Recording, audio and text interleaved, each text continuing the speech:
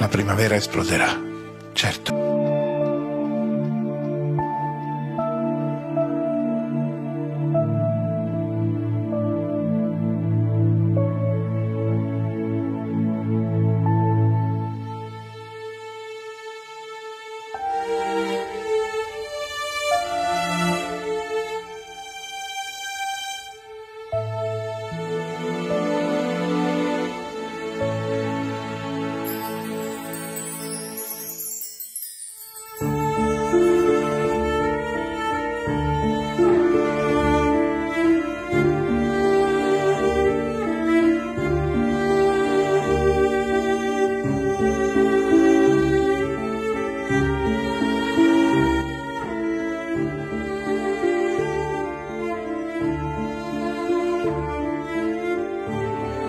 მოგესალმებით ძვირფასო ტელემაყურებლებო, ჩვენ ვიმყოფებით მცხეთაში, კონკრეტულად მცხეთის კულტურის ცენტრში, სადაც დღეს გაიმართა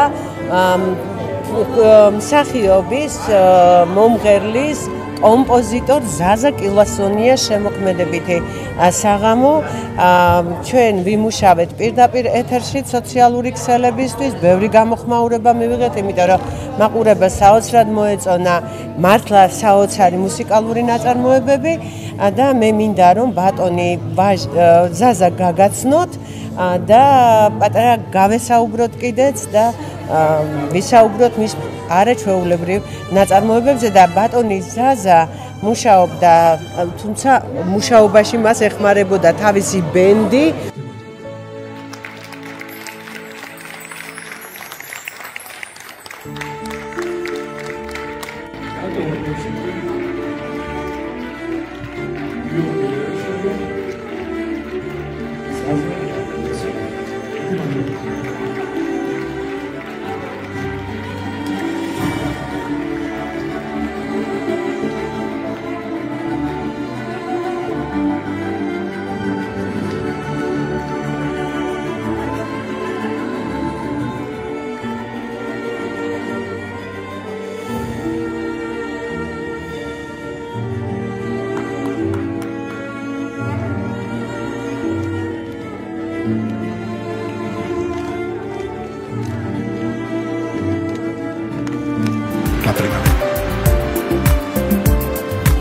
მოგესალმებით ბატონო ზაზა და აი მე არ ვიცი რა უნდა გითხრათ თქვენს ნაწარმოებზე თან თქვენ გამოხვედით და ამბობთ რომ თქვენ თვითნასწავლი კომპოზიტორი ხართ საოცარი აი რანაირად ესე იგი არც გივლიათ სამუსიკო სკოლაში არც ვოკალზე არც არსად და თქვენ აი ასე უწევთ ადექით გაიგვიძეთ და დაიწყეთ მუსიკალური ნაწარმოებების წერა?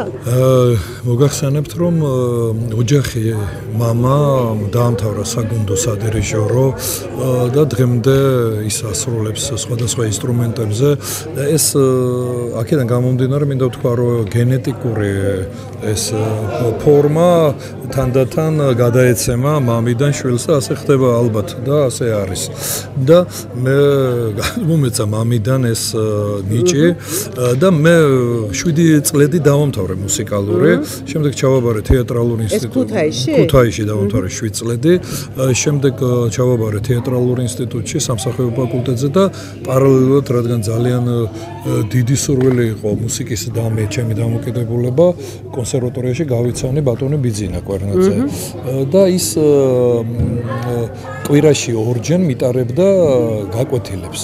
და თანდათან კიდე უფრო ღრმად ავითვისე ეს მუსიკა და შემდეგ მე თვითონ დავიწყე სწავლა საფუძვლიანად ამ ყველაფრის და ჩაუღრმავდი და ბავშვობიდანვე ვისმენდი ყოველთვის მიყვარდა მოცარტი, შოპენი, ბეთჰოვენი და ფაქტიურად ასე გავიზარდე, ამ ჰარმონიებში გავიზარდე, ამ სამყაროში გავიზარდე და მეც მქონდა სურვილი რომ დამეწერა მუსიკა და მახსოვს სკოლა როცა დავამთავრე, პირველად მოხდა ესეთი რაღაც რომ დამთავრების შემდეგ, სკოლის დამთავრების შემდეგ მივუახლოვდი ფორტეპიანოს და გრძნობ რომ ვქმნი ნაწარმოებს და ვწმუნდები რომ ეს ნაწარმოები არის სრულიად ახალი და არის ჩემი და ეს რომ ვირწმუნე იმ მომენტში მის შემდეგ დავიწყე ნაწარმოებების შექმნა.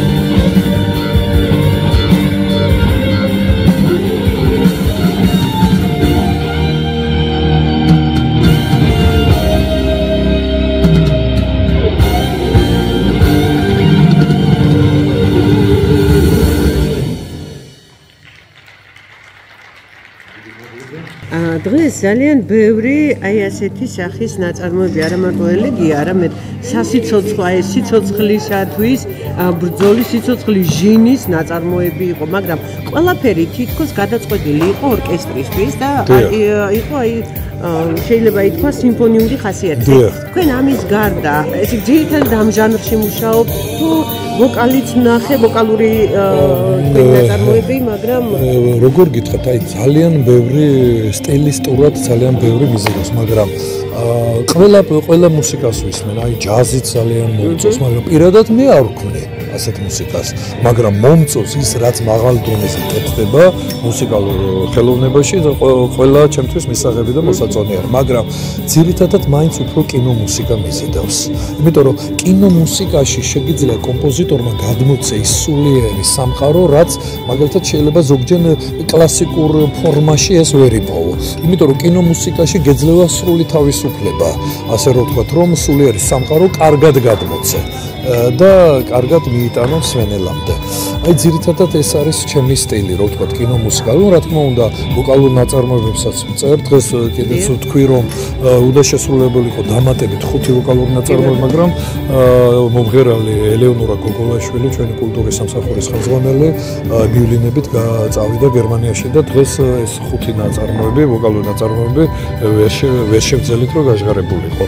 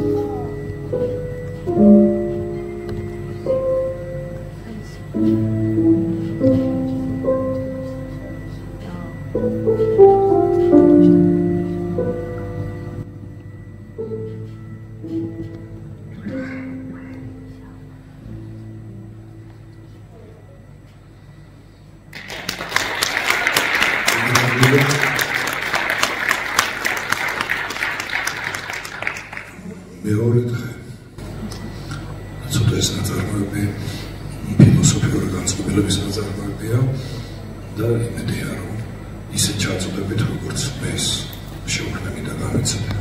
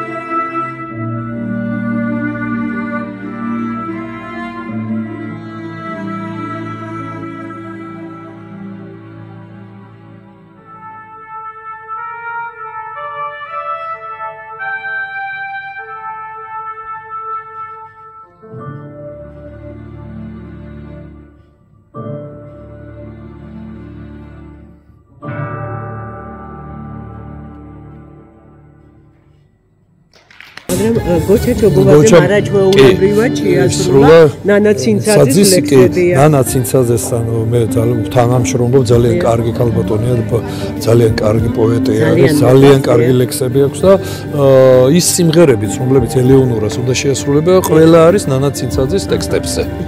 ხო და მომავალში მომეცემ ალბათ იმის საშუალება, რომ თუ კიდე ჩამოვალდა მომიწვევენ აქ მცხეთაში, რომ ელეონორაც ჩამოვიდეს და შეასრულოს ეს სიმღერები. იმედი არის არა მარტო მცხეთაში, საქართველოს ყველა ქალაქში, ყველა რაიონში, რაიონულ ცენტრში მიგიწვევენ თქვენ და არა მარტო საქართველოში, რა თქმა უნდა, მაგრამ საქართველოს იმიტომ ვუსვამ ხას, რომ ჩვენ ქართველებს, რომლებმაც აი პირდაპირ ეთერში, ახლა მე დიდი ოპერატორობით რა თქმა უნდა არ გამოვირჩევი და მაქსიმალურად ვეცადე, კარგად დამეჭირა კამერა, მაგრამ ყოველ შემთხვევაში რაც მოისმინეს, თავარი იყო რომ მოისმინეს ნაწარმოები და ქართველი მაყურებელი, რომელიც ძალიან მკაცრი შემფასებელია, მან ოვაციები, აი მართლა სერიოზული ოვაციები გამოხატა და ეს არის ძალიან დიდი გამარჯვება ბატონო ზაზა და კიდევ ერთხელ გილოცავთ, რა სიტყვით ქართველ მსმენელსა და მაყურებელზე. ქართველი მსმენელი რა არის, იცით,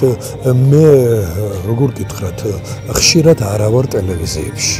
ხშირად არა ვარ ტელევიზიებში და რისი თქმა მინდა, ეხლა კარგად გავხსნე ამას.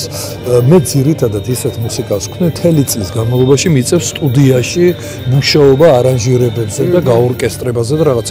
ფაქტიურად იმის დროც არ მაქვს, რომ ხანდახან ქუთაისში ერთი ტელევიზია გვაქვს რიონი და მეძახენ, ატო არ მოდიხარ ზაზა, მოდი მოუთხროთ საზოგადოებას რა ასაკეთებ, როგორ ამის დროც არ მაქვს.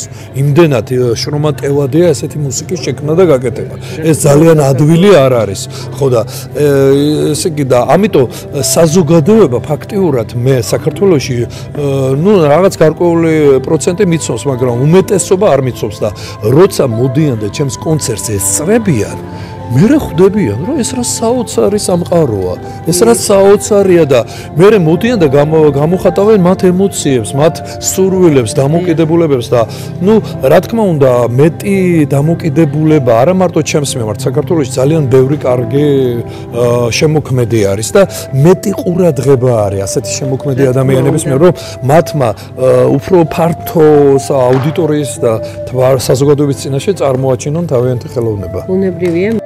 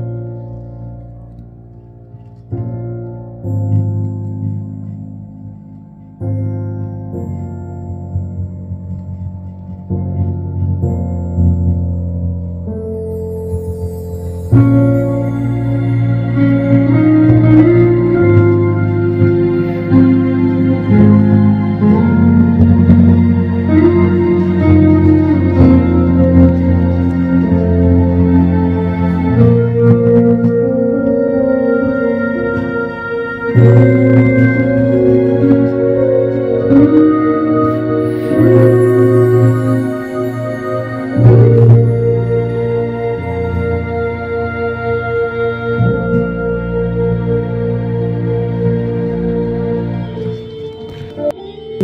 არ ვიცი აღტაცებული დავრჩი მართლა აი არ დამზარებია მოსმენა ხო არის რაღაცა ზდილობის გამო უსმენ ან რაღაცა თქვა ტელერეპორტაჟისთვის უსმენ ან რაღაც ნუ მოკლედ არის ან ფიქრობ როდის დამთავრდება ან ფიქრობ და ან გძინავს გონებაში ამ დროს ჩემთან ეს არ ყოფილა და არა მარტო ჩემთან იმ მაყურებელთან რომელიც დარბაზში ესწრებოდა თქვენს კონცერტს და იმ მაყურებელთან რომელიც პირდაპირ ეთერში გისმენდათ თქვენ და არ დაღლილა ხალხი იმის მოსმენით იმ ნაწარმოების მოსმენით რომელიც თქვენ შეასრულეთ და ეს არ იყო მხოლოდ ერთი ან ორი იყო რამდენიმე და აბსოლუტურად თითქოს ერთნაირი მაგრამ აბსოლუტურად განსხვავებული ჟანრის და აი ნუ არ ვიცი დიახ მე მინდა რომ აი ამ ყურადღებისთვის მადლობა გადაგიხადოთ თქვენს ტელევიზიას გადაუხადოთ მადლობა მე მინდა ქალბატონ ნონა ღამბაშიძის გადაუხადოთ ის არის ჩემი ერთ-ერთი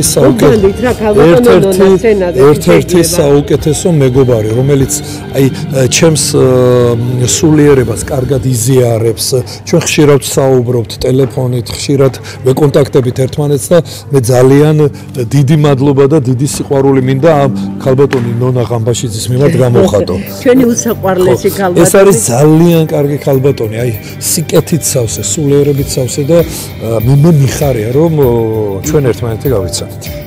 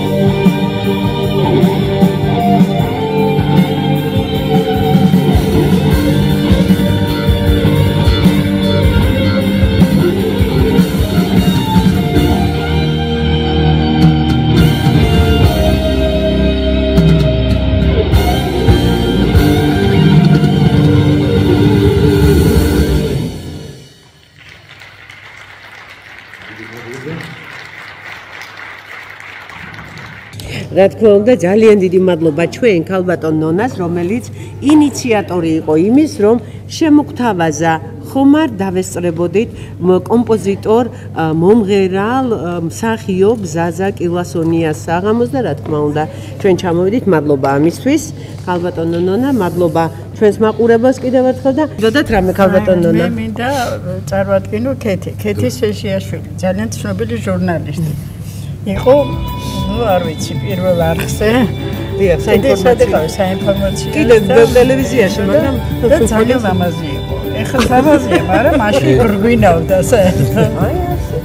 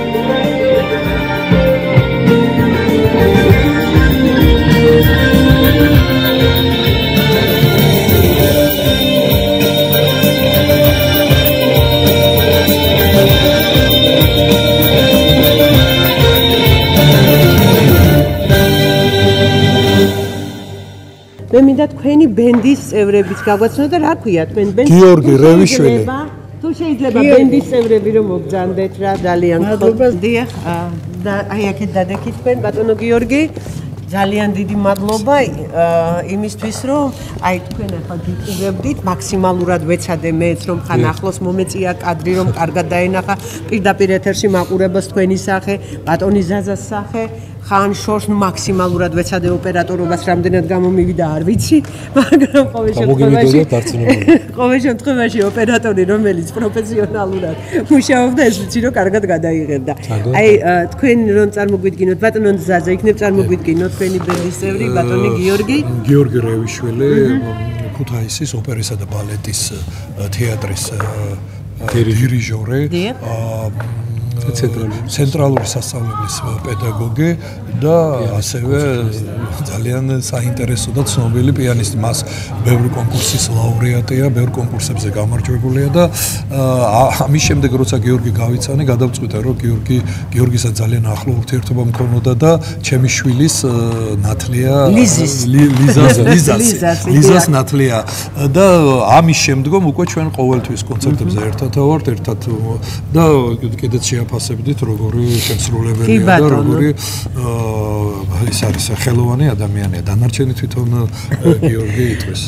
წარმატებებს გისურვებთ გიორგი, რა სიტყვით თქვენ ბატონ ზაზაზე, თქვენ საღამოზე და კიდევ ბენდის წევრები წავიდნენ ალბათ, ხო? გოჩა ჩოგოვაძე და გოჩა ჩოგოვაძე და ტატო ადეიშვილი. ადეიშვილი კახელი კაცი საიდან მოხდა? პედაგოგი არის. ტატო ქუთაისში მეორე მუსიკალურის და არა მარტო მეორე მუსიკალურის, არამედ მუსიკალურ ტექნიკუმში გიტარის პედაგოგი. სასიამოვნოა, წასულები არიან, წავიდნენ მორცხვები ყოფილან თურმე რა ვიცი სცენაზე არც ხვენი არაჩვეულებრივად ინტერვიუსაც ცოტა. კი ბატონო, გისმენთ ბატონო გიორგი? ნუ რა შემიძლია თქვა ზაზაზე ძალიან თვითყოფადი კომპოზიტორი არის, ძალიან იჭერი ადამიანია. პირველ რიგში არის კარგი პიროვნება და კარგი მეგობარი, სწორედ ამიტომაც დავახლოვდით ერთმანეთს და ვიგრძელეთ ის სულთა ერთობა, რაც შეიძლება იყოს ორ ადამიანს და ორ ხელოვანს შორის. აი საერთო კავშირები ფლუიდებს რო ეძახიან რომ გაება, ამიტომაც გადავწყვიტე რომ მასთან მეთანამშრომლობ მიმეღო მონაწილეობა მის კონცერტებში, რადგან მისი მუსიკა ჩემთან ძალიან ახლოს დგას, ჩემს სულიერ სამყაროსთან. და ძალიან ბედნიერი ვარ, ყველა კონცერტის მერე ვარ, აი დოფამინის მოზღოვებას ვგრძნობ შინაგანად. იმდენად ბედნიერებას მანიჭებს შესრულებას, მოსმენაც და ზოგადად ამ ადამიანთან ურთიერთობა რა. და მინდა რომ უსრო უდიდესი წარმატებები და კიდევ უფრო მეტი წარმატებები როგორც ჩვენს ქვეყანაში, ასევე ჩვენი ქვეყნის ფარგლებს გარეთ. და ამის ნიშნები უკვე დაწყებულია, ქონდა ჩვენ რამდენიმე კონცერტი კიდევ იგეგმება საფრანგეთში, გერმანიაში. ეხლა მოლაპარაკებები მიდის, რაღაც დეტალები ზუსტება და საფრანგეთში დიდი ალბათობით გაზაფხულზე გვექნება კონცერტი. ძალიან მიხარია. გერმანული მხარეს დაინტერესებულია, ზაზას დისკი მოისმინეს, საპრომოუშენო კომპანია არის და ბერლინში და გამოთქვეს ინტერესი და დიდი ალბათობით გერმანიაში შეიძლება დაიგეგმოს ჩვენი კონცერტი.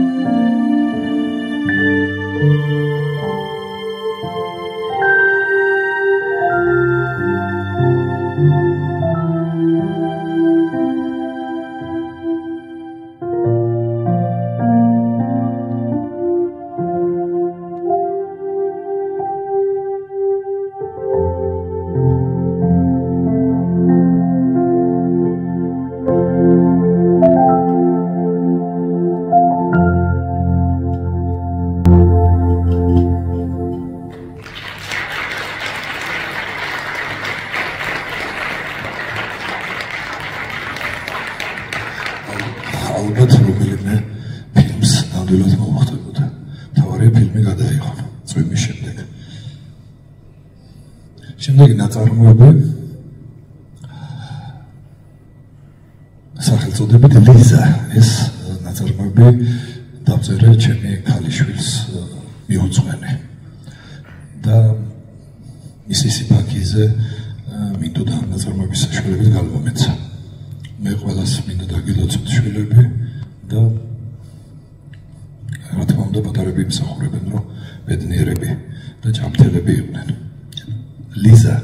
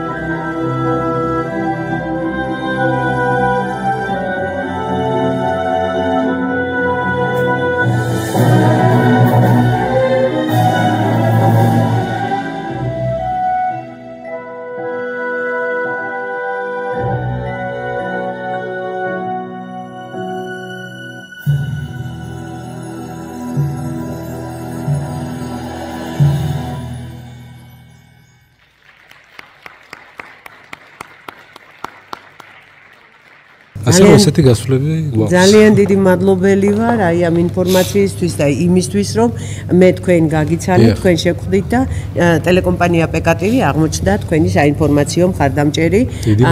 ქალბატონო ნონა, ორიოდე სიტყვით თქვენც თუ იტყვით და რას გვეტყვით თქვენ? აი რა უნდა ვთქვა, ამეღამ დამეძინება თუ არა არ ვიცი. აკეთ მოიგნებ ქალბატონი ნონა ყამბაშიძე, რეჟისორი დია, სცენარისტი დია.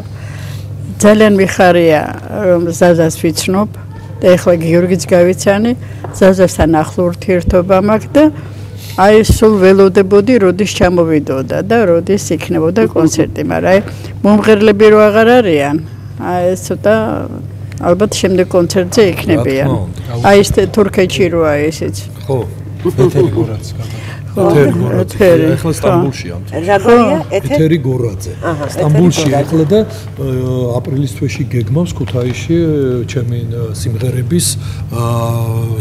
სიმღერების ერთ-ერთი პრიმა მომღერალი არის სტამბულში და იგეგმება 26 მე მითხრა რომ იქნება 26 აპრილსო ქუთაისშიო მესხიშვილის თეატრშიო ჩავატაროთო შენიო ვოკალური ნაწარმოებების კონცერტი 12 ვოკალურ ნაწარმოებს შეასრულებს.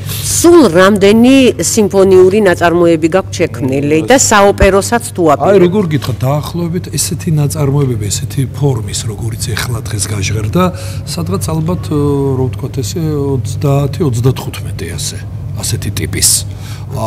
ეხლა მე უკვე 20 წელიწადია ასე კონცერტებს ვატარებ და ის ძველი პროგრამა რომლებსაც ადრე ვასრულებდით, ისინი დღეს არ გაჟღერებულა. ეს ახლა ბოლო ის და ეხლა მუშაობს სრულიად ახალ პროგრამაზე, ერთსაათიან პროგრამაზე და ეხლა სტუდიაში ვაკეთებ ახალი ნაწარმოებების არანჟირებას, რომ შემდეგი ახალი პროგრამით კიდე მსმენელთან მივიდეთ და მოვასმენინოთ ეს ახალი ბაბა. დრო სიახლე თუ არ შესთავაზებ მსმენელს, ძველი კი რაღაცები უნდა დარჩეს ძველებიდან და არის ნაწარმოებები, რომლებზეც ვერ გადახაზავ და სულ შეიძლება იყოს ხელოვანის რეპერტუარში, მაგრამ თვითონ ახალი რას ნიშნავს, რომ ხელოვანის განვითარება ხდება სწორედ რაღაც სხვა საფეხურზე, სხვა ეტაპზე გადასვლით.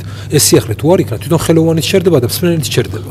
ამიტომ რაღაცები უნდა დარჩეს ძველი, მოგესალმებათ, ყველაზე დიდი მოაზროვნე ადამიანი გოეთე ამბობს ესეთ სიტყვებს, რომ მუდამ რომ დაუსრულებელი ხარ, ესაა შენი სიდიადე. ხელოვანი თუ დასრულდა, აი გახდა 70 წლის და დაასრულდა, თქვა რომ აღარ შემიძლია და აღარც ამას დავწერ და არა. გავიხსენოთ რა ასაკში დაწერა ფაუსტი გოეთემ. უკვე ღრმა მოხუცებული იყო და ხო, რო გენიალური, ასეთ გენიალური და სწორედ ალბათ აქედან გაჩნდა მისი ეს სიტყვები, რომ მუდამ რომ დაუსრულებელი ხარ, ესაა შენი სიდიადე და მე ყველას უსურებ, რომ ნამდვილი ჭეშმარიტი შემოქმედი, სცენარისტი იქნება, პოეტი იქნება, თუ ეს კომპოზიტორი იქნება, თუ ჟურნალისტი იქნება, თუ ტელეწამყვანი, თუ არა აქვს ამას მნიშვნელობა, რომ მუდამ დაუსრულებელი იყოს მის საქმიანობაში. თქვენ გოეთე ახსენეთ და მე ილიას შეგაშველე, მოძრაობა და მხოლოდ მოძრაობაა ჩემოთ ერგო სიცოცხლისა და ძალის მომცემიო. ასე რომ აი ეს მოძრაობა არ დაგეკარგოთ, ეს ჟინი არ დაგეკარგოთ და ჩვენი ქართველი მაყურებელი და არა მარტო ქართველი მაყურებელი, მსოფლიო მაყურებელი გაგეხარებინოთ ქართული სულის სიდიადის წარმოჩენით. და აი ერთი სანამ მე გძნობ რომ რაღაცის თქმას აპირებთ კიდევ და მე მაინტერესებს ოპერა და თეატრი, მაგრამ ორივე ერთად არაჩვეულებრივად, ანუ თქვენი ბენდის წევრია ბატონი გიორგი და ქმნით ნაწარმოებს და ასრულებს თქვენთან ერთად. საოპეროს გვარაპირებთ. ეხლა გეტყვით, ეხლა მუშაობ ამ წუთში ფორტეპიანოზე, ჯერ არანჟირებაზე, არამედ და რეკვიემზე მუშაობ. ესე იგი რეკვიემი ეს იქნება გუნდისთვის, საოპერო გუნდისთვის და რა თქმა უნდა იმ გუნდში ჩართული სოლისტებისთვის. და კამერული ორკესტრისთვის. სიმებიანი ორკესტრი. სიმებიანი, ეხლა მუშაობ სწორედ ამ ნაწარმოებებზე, რაღაც ნაწარმოებების უკვე 60% შექმნილი მაქვს. 60% უკვე შექმნილი მაქვს და ალბათ ერთ თვეში დავასრულებ სრულიად და შემდეგ დავიწყებ ამ ნაწარმოების გაორკესტრებას და გუნდისთვის პარტიების შექმნას.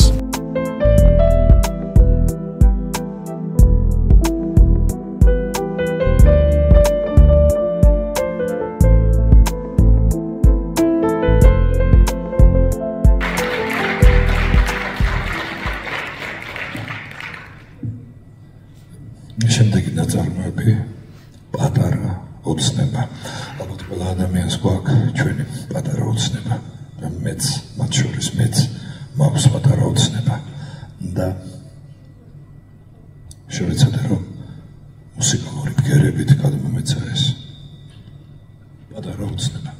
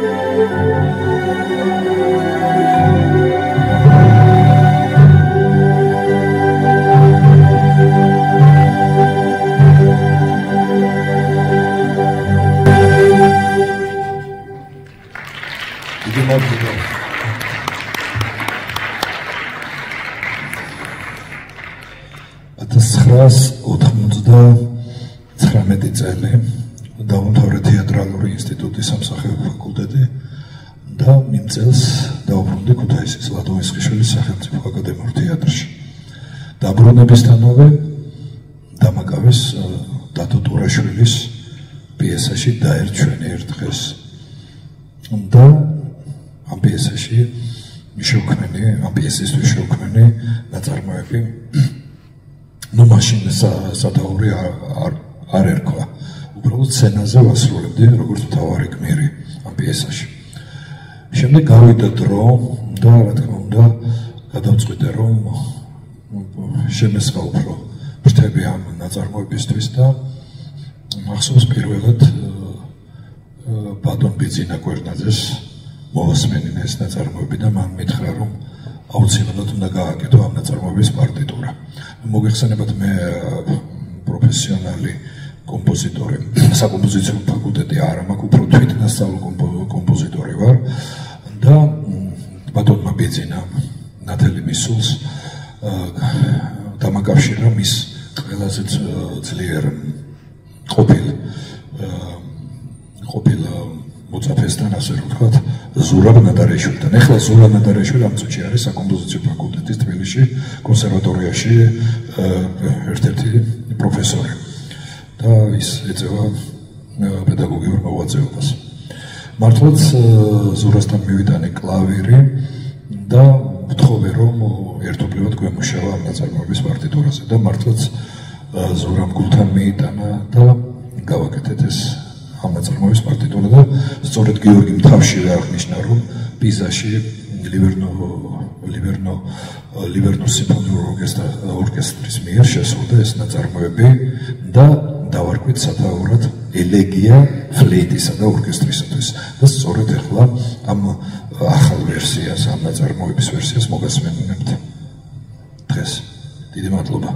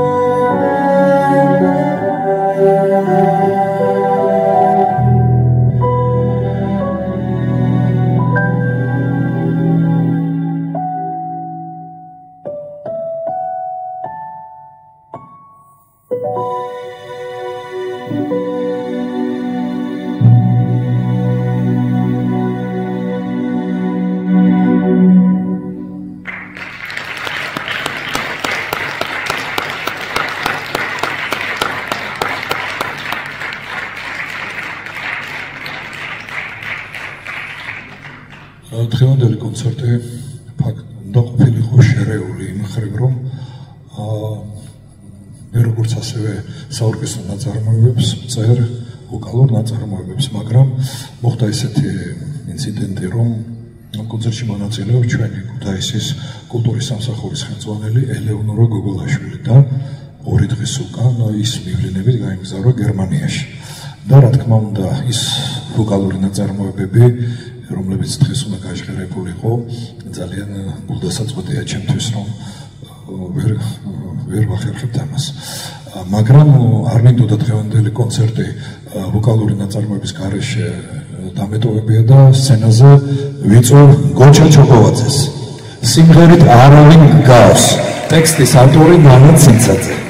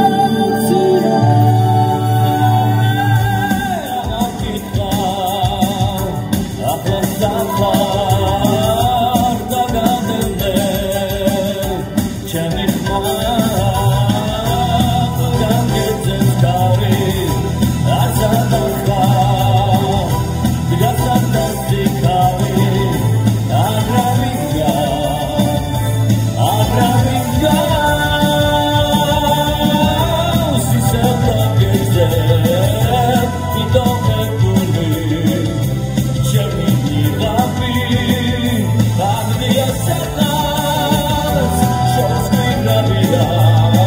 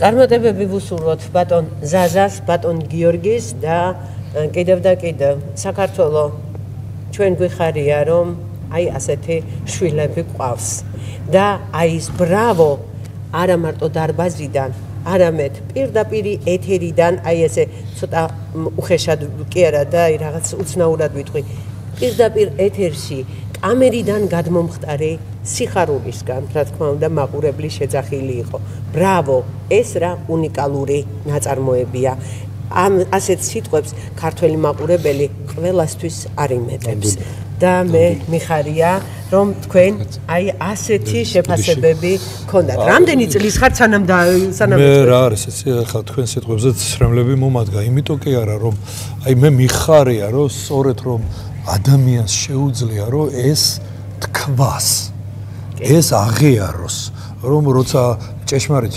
შემოქმედებას მოისმენს ეს ნახატია თუ მუსიკაა თუ ლექსია რომ ის ალალად ამას გამოხატავს რომ ის კარგია და მე მიხარია რომ ქართველები ჩვენ ასეთი ადამიანები ვართ.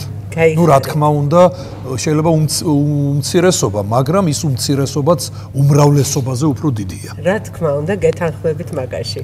ის უმცირესობა იმ უმრავლესობაზე დიდია. დიახ, თქვენ ამბობდით გიორგი? აი ეს არის ყველაზე მეტად მე პირადად მიჭირს ბჭყალებში საქართველოში დაკვრა. შესრულება რატომ? ყველაზე კრიტიკული მსმენელი ყავს. და ყველაზე მეტ პასუხისმგებლობას ვგრძნობ, ხო აი ხა ვამბობთ რომ თქვა კლასიკური მუსიკის აკვანი დაიწყა ავსტრიაში, გერმანიაში, იტალიაში, მაგრამ რომ ჩამოვდივარ მშობლიურ ქუთაისში, იქნება მცხეთაში თუ თბილისში, ყველაზე მეტ ადრენალინს და ღელვას კარგაგებით ვგრძნობ სწორედ საქართველოში.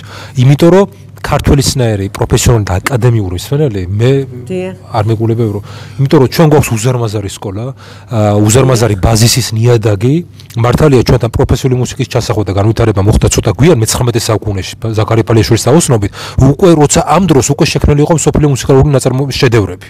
უკვე იმ დროს იქმნებოდა ევროპაში სიმფონიები, ოპერები, მაგრამ მსმენელის კულტურა ჩვენს ქვეყანაში არის იმ დონეზე რომლის დონითაც ვერ დაიგვეხნეს ძალიან ბევრი ქვეყანა. მე ვარ ამით ამაყი და ბედნიერი. გენაცვალეთ, მაგრამ აქვე ვიტყვი იმასაც, რომ ქართველი გლეხი ალბათ მე მგონი აკუნიდანვე ქმნიდა სიმღერებს და ასე რომ ჩვენ ომში ვღეროდით, ტყინში ვღეროდით ნებისმიერი ჩვენი მოქმედება არის სიმღერასთან და მუსიკასთან დაკავშირებული. ამიტომ შეფასება ქართველი მსმენელისა ეს მართლა აი და მით უმეტეს ასეთი შეფასება დღეს რომ მივიღე ეს მართლა იდეალურია და კითხეთ მე ასაკი და არ მინდა რომ ეს დავტოვო. შეიძლება გკითხოთ თქვენ რა ასაკს მომცემდით მაგალითად. ეცით რა არის? კი ბატონო, კარგით. მე რატომღაც წეგან ვიფიქრე რომ 30 წლამდე ხართ, მაგრამ მე გამოვითვალე რომ სკოლა დაამთავრე და მე იმის შემდეგ 20 წელი გავიდა. მე ვხვდი რომ თქვენ მადლობა ამ და ალბათ ადამიანს როგორც ამბობენ ის 60 წლისა ვარ. თქვენ არ ვითხრათ 33-ის. ხო. მე მგონი ლოგიკაში 61-ის ხო არა მათემატიკა. მასე თუ არა. საერთოდ არა. აი ასე ხედავთ შემოქმედება ადამიანს ფიზიკურადაც საოცრად აკეთილშობილებს, ასე რომ ჭეშმარიტი ხელოვანი როცა არის და თქვენ რომ 61-ის გითხარით, იმიტომ კი არა რომ 61 წლისას გავხარ, მე გავოცდი 60 წლისო და რომ შემოქმედეთ მე ვიფიქრე, ახლა არ მგონია რამდენი წლის ვარო და არ დავიბნე კიდე მეთქი. დაიხარეთ და თეატრში რამდენი წელია რაც მოღვაწეობ და 35 წელია რაც ვლადიმირაშვილის პროფესიულ აკადემიურ თეატრში ვარ მსახიობი. და აი ახლა რომელ სპექტაკლში? ეხლა ბოლოს ვითამაშია კომედიაში ბრემენელი მუსიკოსები. როგორ მიყვა? სხვათა შორის კი როგორ არა? მულტფილმიც კი. მულტფილმიც. ბრემენსკი მუსიკანტი ხო აი ასე. და თქვენ ახლა აი რადო მესხიშვილის ოპერისა და თეატრის ბალეტის თეატრში ქუთაისის აი ახლა რა რეპერტუარი გაქვთ და აი მე ძალიან მიყვარს ქუთაისი და იმედი არის რომ ჩვენ ჩამოვართ თან მით უმეტეს ჩვენი ოპერატორი არ დაგზარდება ბატონი გიორგი რომელიც თქვენი კუთხის არის ძალიან ქუთათური არ არის მაგრამ ახლოს არის სამტრედიელია რომ ჩამოვიდეთ აბა ამჟამად არის 17 ოპერა ჩვენს თეატრში და რეპერტუარში ქართული ოპერები თითქმის ყველაფერს ვასრულებთ ზაქარია პალიაშვილის ორივე ოპერა თაქთაქიშვილის მინდია შერეკელები და მთვარის მოტაცება ბიძინა კვირნაძეს იყო მერვესა წელსა ანუ ეს არის შუშანიკის წამებაზე რომელიც დაიდგა შაშანცენ იყო პრემიერა პირველად ამის პრემიერა იყო 1986 წელს ცხონებულმა ჯანო კახიძე მიდირიჟორა მის მერე თბილისის ოპერაში ეს და საქართველოში არ გასულა სპექტაკლი და ქუთაისმა მოახდინა რეკონსტრუირება ამ ოპერის ქალბატონი ნუგეშა ბატონი ბიძინას მეუღლე იყო ძალიან მოწადინებული ამ ამბით და ძალიან გვიხარია რომ ჩვენთან შედგა ამის ხელმეორედ ესე ვთქვათ დადგმა და ძალიან მიხარია ქართული ოპერები ყველაფერი სრულდება და ნუ გვაქვს რეპერტუარში რა თქმა უნდა ჯუზეპე ვერდის მასკანის და სხვა შემოქმედებები ასე რომ ქუთაისი ეხლა სხვათა შორის 29 ნოემბერს ვდირიჟორობ ვერდის ტრავიატას რომელიც არ გასულა 5 წელია ჩვენს თეატრში ვისაც გაქვს შესაძლებლობა შეგიძლიათ რა ვიცი ცოტა ისეთ ერთადერთი გზა, მაგრამ გაკეთდა გზები და ვიყავით ძალიან მოკლე ხანში. ასე რომ მე მგონი დღეს გზის ბარიერი არ არის, ვისაც ექნება ძალიან დიდი სურვილი. შემიძლია რომ თავარი რიკოთი გადმოვახოთ. თავარი ეგ არის. და თავარი არის რომ ასე მგონია, დიახ, ასე მგონია რომ თეატრებით, ოპერისა და ბალეტისა და თვითონ დრამატული თეატრი ადრე შენობები ძალიან ტრამვირებულ მდგომარეობაში იყვნენ. ასე სულიერება ეხლა რემონტდება, ხო, ეხლა თქვენ სულიერება გულისხმობთ და მთლიანად კაპიტალური რემონტი მიმდინარეობს ეხლა ჩვენს ოპერაში, რომელიც უნდა დასრულდეს ერთ წელიწადში და დროებით ეხლა ვართ მესხიშვილის თეატრში. სადაც შემოვეხიზნეთ, იქ ვატარებთ რეპეტიციებს და საკონცერტო დადგმებიც, ანუ არა სპექტაკლი, არამედ საკონცერტო დადგმაც დიდ სცენაზე გვაქვს მესხიშვილში 29-ში ვერდისტრავიეთ. ძალიან დიდი მადლობა. მე აღარ ვიცი მეტი რა გითხრათ. დარბაზით დაცარიელდა, ჩვენ დავრჩით მარტო, მაგრამ ჩვენ არ გვაშინებს აი ეს მარტო დარჩენა. მე მიყვარს რა თქმა უნდა რამპა, მიყვარს განათებული სცენა, ჩაბნელებულიც. ანუ ეს მანიშნებელი იმისა, რომ იწყება სპექტაკლი და არ მიყვარს დაშვებული ფარდები. იმიტომ რომ რაღაც მთავრდება. გაგრძელება. ლაუ გაიღება უცილებლად. რა თქმა უნდა, წარმატებები. დიდი მადლობა. მაყურებელს და წარმატებები ჩვენს ახალგაზრდებს მიუხედავად იმისა რომ ბატონი ზაზა და მე თურმე ერთი ასაკისანი ყოფილვართ აბა შემოგხედეთ რა ახალგაზრდები ვართ თითქმის ბატონი გიორგი სტოლა წარმატებები საქართველოს წარმატებები თქვენ ჩვენ აუცილებლად ჩავალთ ქუთაისში იმიტომ რომ დავიღალეთ პოლიტიკისგან მარტო პოლიტიკისგან და ერთმანეთის ჭამისგან აი რაღაცა რომ ხელოვნება გჭირდება მეთი ხელოვნება აუცილებლად. როდესაც ხელოვნება აი უკვდავად იქცევა, იქ სიცოცხლე აუცილებლად იმძლავრებს და ჩვენი გადარჩენაც იქნება. გაგიმარჯვეთ ბიჭებო. დიდი მადლობა. დიდი მადლობა. როგორ გეკადრებათ? ასეთ საღამოზე ყურადღება ბევრს უნდა გამოიჩინოთ. ნახვამდის მომავალ შეხვედრამდე მშვიდობიან დღეებს გისურვებთ.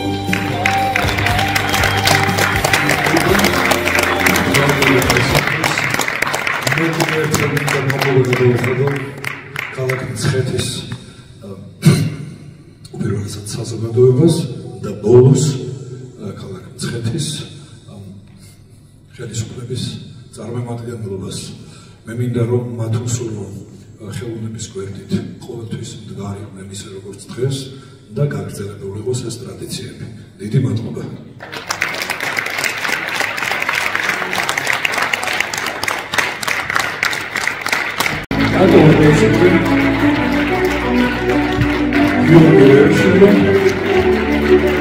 Sazma,